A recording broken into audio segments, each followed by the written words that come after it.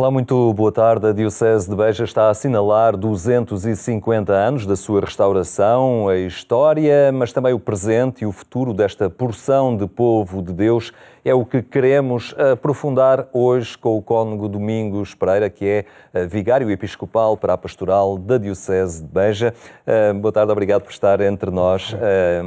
São momentos muito significativos para esta Diocese, cujas origens temos que recuar muito no tempo, aí pelo século V. Sim, século V, século VI, 531, é a primeira nota que temos com o bispo que inaugura a época visigótica dos bispos de Beja. O povo canonizou como Santo Papringe e nós encontramos escritos em que ele é apresentado como Santo Papringe. 531, temos a segurança de que foi o primeiro bispo conhecido em Beja. É um período com vários bispos. Esta época do período visigótico vai terminar depois com o desaparecimento da Diocese em 754. Coincide com a ocupação muçulmana. Com a ocupação muçulmana e, portanto, pronto, tudo vai morrendo a pouco e pouco. É muito interessante saber que durante este período há comunidades cristãs muito vivas. Sei lá, cito, por exemplo, comunidades em Mértola, comunidades em Selmes, comunidades em Vila de Fradas. Sabemos hoje, através de escavações, como há elementos que nos mostram comunidades bastante fortes. No caso de Mértola aparecem dois batistérios, exatamente, um deles monumental, são do mesmo tempo, mas que manifestam que havia em Mértola talvez duas comunidades bastante fortes para terem monumentos para o batismo. Depois perde-se seriamente e chegamos a 754 e a Diocese desaparece, como Diocese. Claro. Nós temos aqui uma régua do tempo, digamos Exato. assim, é uma linha cronológica que começa precisamente nos tempos que aqui estávamos a falar e que de alguma forma nos conduz ao presente. Neste momento a Diocese está a assinalar estes 250 anos da sua restauração, portanto é algo que acontece de forma mais recente, mas é um momento de grande intensidade também, de vivência pastoral da própria Diocese. Sim. Nós fizemos um programa que, de certo modo, tivesse um cariz muito pastoral. Por isso, quisemos acordar as comunidades cristãs para esta realidade, convidamos as comunidades a adquirirem um painel que tem como ícone a figura de Cristo. É uma pintura do Bispo de Beja, Dom João Marcos. Um pintor, ele que é um artista, sim. E, portanto, as comunidades ficaram alertadas, isto é, crentes e não crentes, passando em frente à igreja, tem uma lona onde lhes diz o que é que está a acontecer. São 250 anos que estão a acontecer, isto é, desde 1770 até agora, até o ano 2020, que faz os tais 250 anos. É um sinal exterior que também convidará os diocesanos de Beja a aprofundar, ao fim e ao cabo, esta componente histórica também e a dinamizarem-se pastoralmente. Depois quisemos também que as próprias comunidades vivessem espiritualmente este acontecimento. Procuramos que cada paróquia assumisse em 3 dias do ano, sequenciais ou não, à escolha deles, um momento de oração pela Diocese, pelo Bispo e pela própria paróquia, pela própria comunidade local. Isto fez-se com um calendário em que cada um ficou a saber qual é o dia. Portanto, todas as comunidades têm 3 dias que foram escolhidos por eles em que fazem esta oração.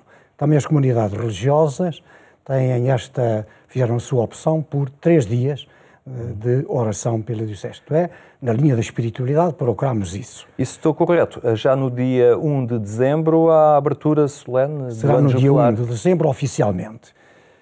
Nós fizemos uma primeira comemoração no dia 10 de julho deste ano, 2019, para acentuar que foi um ano antes de 2020,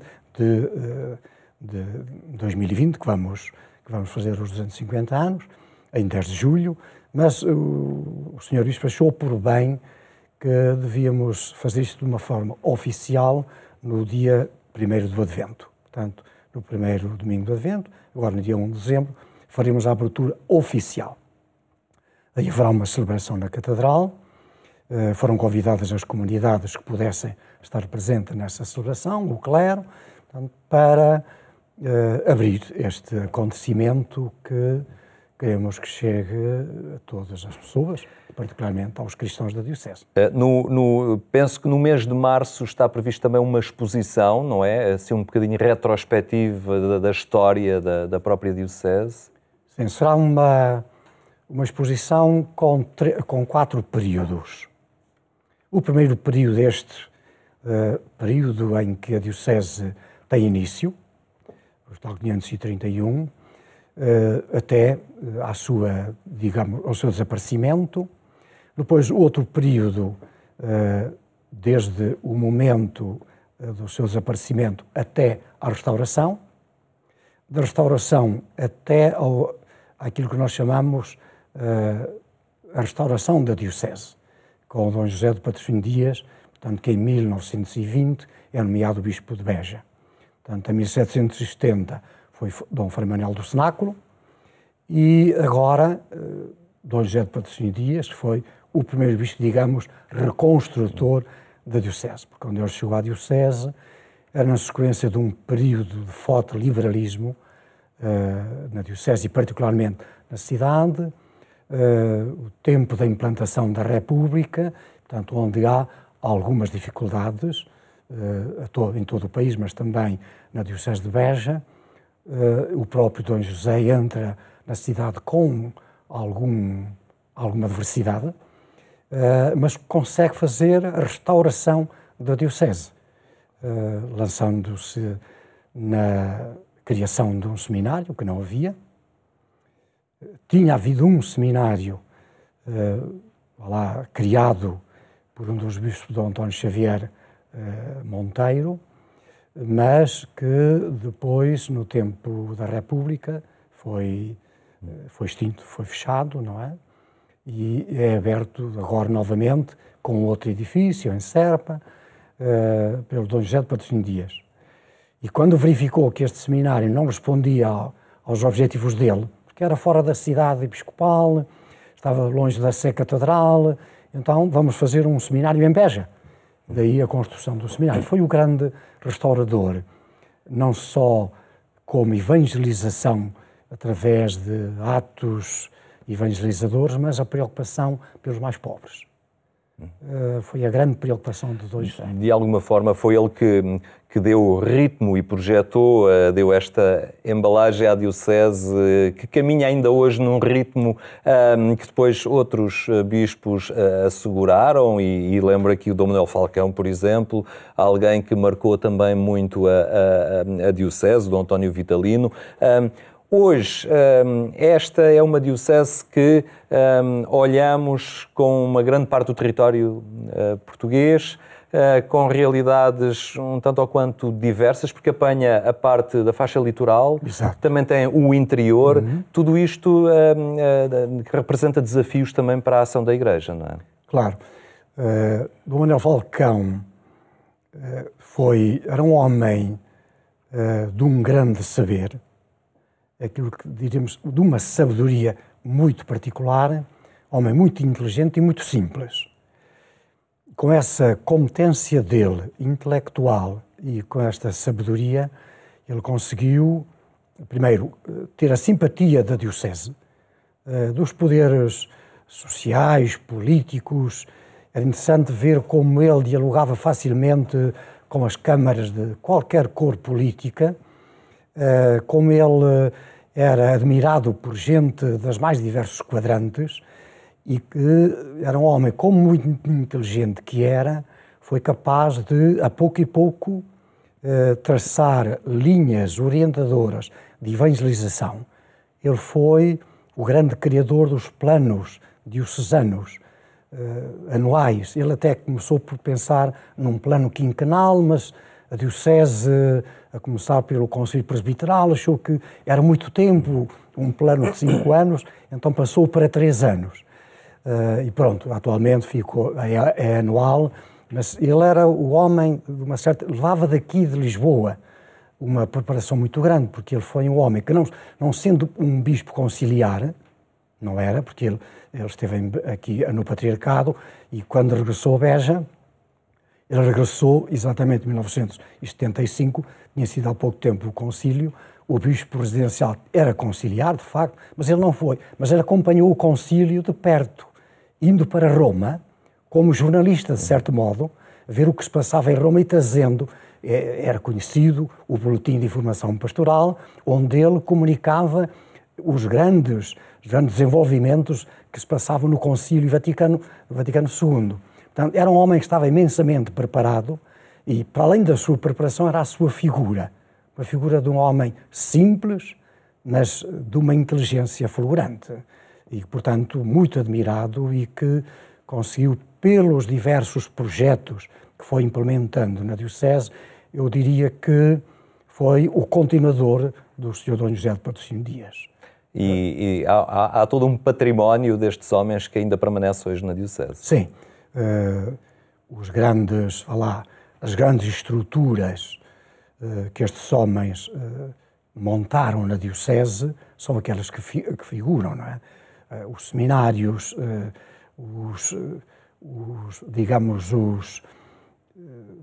as estruturas de comunhão, conselhos presbiteral, conselhos pastorais, o trabalho com as paróquias, modelos de catequese que são implementados na Diocese, deve-se um pouco a estes homens. Cuidado com o património. O património, não é? O Dom Manuel de Falcão foi o criador do Departamento do Património, que fez um papel extraordinário na Diocese, salvaguardando aquilo que estava a perder-se, não é? Que acabou por ser exemplo até para as outras dioceses. Para outras dioceses, e os trabalhos que foram feitos de recuperação de edifícios, o levantamento do património que havia, portanto, deve-se muito à iniciativa de Dom Manuel Falcão, evidentemente. Evidente que os outros bispos a seguir, o Dom António Vitalino, que foi o grande, diria que foi o homem da administração. Ele levava de Lisboa, ele era homem da Logomédia, não é? Sim, sim. Portanto, levou para Beja muito do seu também alguém muito próximo à comunicação. À comunicação, não é? E, portanto, digamos que colocou a Diocese dentro destes parâmetros de agora da comunicação através dos novos meios de comunicação. Hoje, as paróquias utilizam alguns papéis, mas podiam não utilizar. Porquê? Porque têm os meios de comunicação já à sua disposição para poderem comunicar com os serviços centrais, não é? Há a questão do território, que é vasto, e há a questão da escassez do clero, não é? Como é que Beja, esta diocese, vai gerindo, ao fim e ao cabo, os recursos humanos reduzidos que tem? Como é que vai sendo também criativa pastoralmente para dar resposta às comunidades cristãs? Nós temos 119 paróquias. De uma distância muito grande, estou a lembrar-me, no Concelho de Mértola há uma paróquia que dista de outra 76 quilómetros. Isto é impensável em Diocese do Norte ter uma distância destas. Portanto, é uma diocese muito extensa, é a diocese territorialmente, é a segunda diocese do país em território, mas em número de clero tem pouco clero. Nós temos à volta de 50 padres disponíveis para o trabalho pastoral, já com algumas ajudas das congregações religiosas. O que temos tentado, para além de diáconos, nós temos neste momento 13 diáconos permanentes. Isso começou com o Dom Manuel Falcão, foi ele o iniciador do diaconado permanente, e agora depois houve a continuidade no tempo do Dom António Vitalino e do Sr. Dom João Marcos, mas temos procurado ir muito ao trabalho dos leigos. Isto é, há muitos locais onde o padre só pode ir de 15 em 15 dias, ou talvez de mês a mês.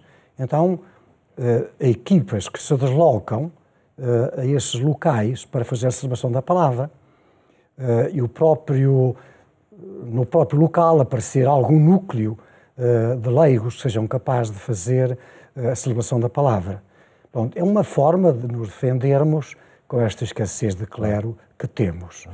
Entretanto, esta região do país também tem verificado algumas alterações significativas. O Alqueva trouxe o regadio, trouxe uma transformação agrícola naqueles terrenos, chegaram mais pessoas para os trabalhar, muitos deles imigrantes.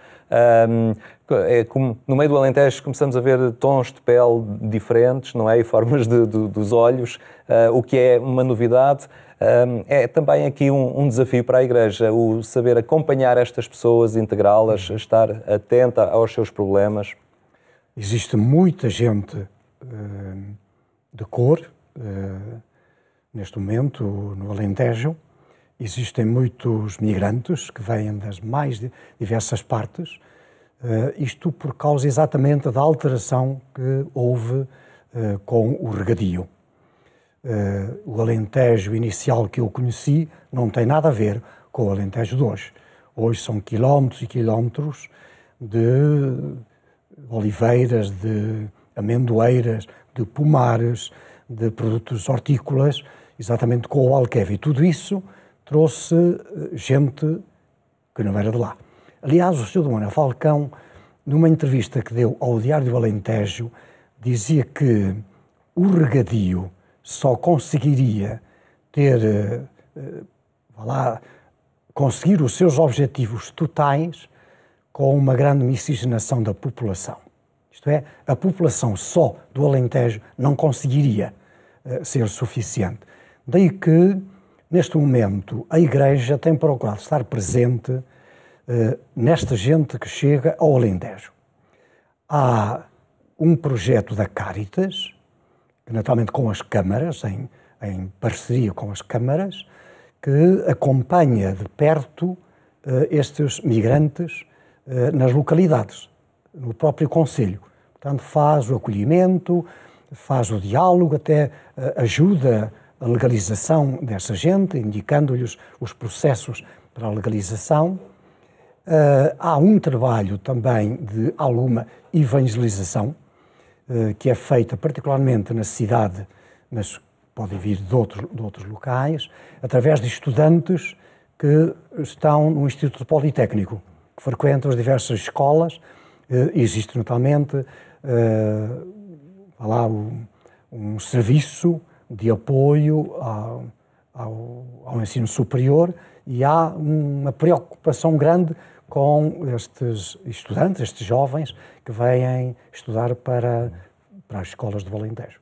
Acha que, perante todas estas transformações, toda esta gente nova que chega e também o momento que a Diocese está a assinalar, estes 250 anos, temos aqui ingredientes suficientes para falarmos num relançamento também da própria Diocese para um futuro que terá tons de pele diferente, terá mais gente, terá os campos mais verdes e terá também comunidades mais empenhadas e mais entusiasmadas na sua própria identidade cristã. É verdade. O Alentejo está a transformar-se não só na planície, mas também na população. Isso acarreta alguns problemas que é necessário resolver. Como acompanhar esta gente toda. Nós saímos às ruas e a partir das 6, 7 horas, a população que anda nas ruas é gente de cor. Isto são estudantes e são trabalhadores, porque as carrinhas vêm despejar as pessoas que depois habitam, muitas vezes, talvez em casas pouco capazes de os acolher bem, e tudo isto é a dificuldade que tem o Alentejo e que a própria Diocese tem e à qual precisa de dar resposta. Claro que temos gente diferente, línguas diferentes, religiões diferentes. Isto está a acontecer. A cidade de Beja nunca fez esta experiência. E outras localidades. de ter gente com outra maneira de falar, outra maneira de estar, ter outra religião, mas vamos nos adaptando a isso. E penso que há um acolhimento bastante interessante na forma como... o alentejano é uma pessoa reservada, não é? Reservada, mas depois, quando começa a abrir-se, é um coração aberto depois, permite o diálogo. O Sr. Dom Manuel Falcão dizia que era uma população disponível. Portanto, depende da forma como se entra com ela. O futuro da Diocese passa muito por este desenvolvimento que tem e também pela resposta que soubermos dar. Claro. E nessa linha, este ano jubilar, digamos assim, pode funcionar também como um estímulo e um chamar a uma missão comum por parte das comunidades e da Igreja ali presente? Claro, a ideia é de ir acordando as comunidades para esta novidade que é haver outra gente que está junto no interior das comunidades. Se essas comunidades são ou não capazes de os assumir, de dialogar com eles, é um trabalho que vai demorar bastantes anos, penso eu. Mas, a pouco e pouco, nestes 250 anos que estamos a celebrar, eu penso que é possível darmos um tom de novidade à Diocese e às populações que procuram a Diocese. Muito bem. Cônego Domingos Pereira, muito obrigado por ter estado hoje aqui no programa Eclésia, a olharmos esta Diocese de Beja, que tem tantos desafios novos agora pela frente. Obrigado pela sua presença. Por fim, a lembrar que mais logo o programa Eclésia está também na Antena 1, é a sua versão rádio, a partir das 22h45. Boa tarde, até amanhã, se Deus quiser.